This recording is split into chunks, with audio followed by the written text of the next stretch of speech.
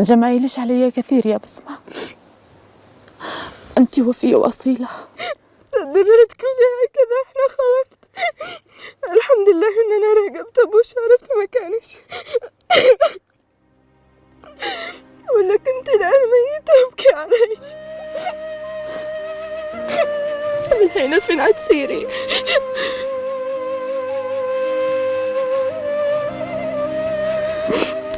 ما نش دارية. هرب للمدينة. ما أعرفش أنا كحد، كان نفسي أسير المدينة على سب أدرس جامعة، بس الآن شاسير هاربة من الموت. اهربي لحالك، صعب يلاقوش بسهولة، وربنا يسخر ليش ناس طيبين مثلش. رقمي معاش، دقيلي كل ما لقيت فرصة. ولا يهمش.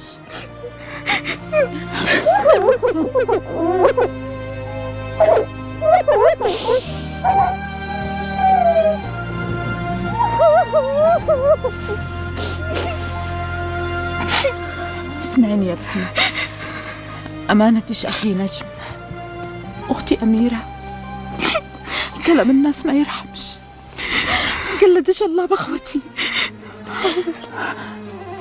وكلمي منصور باللي حصل، يمكن يقدر يلاقي الشخص الذي ظهر في الفيديو. أنا دارية اللي عمل هذا كله جراح، جراح ورا كل اللي حصل. طيب خذي الكشاف. لا،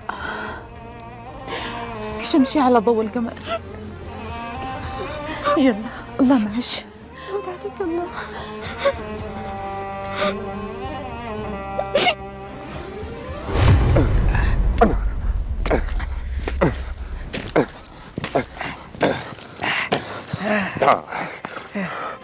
يا أخي كيف نفعل؟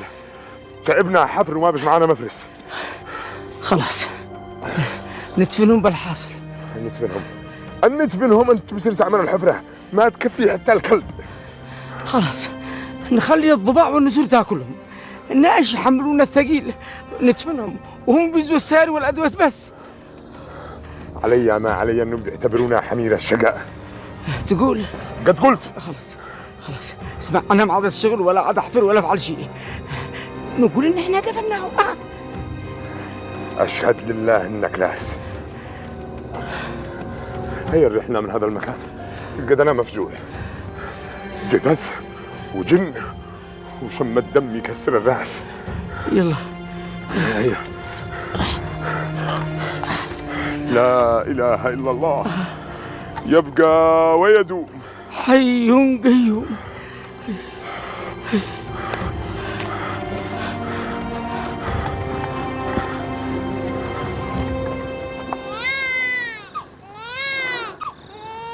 يا الله يا الله،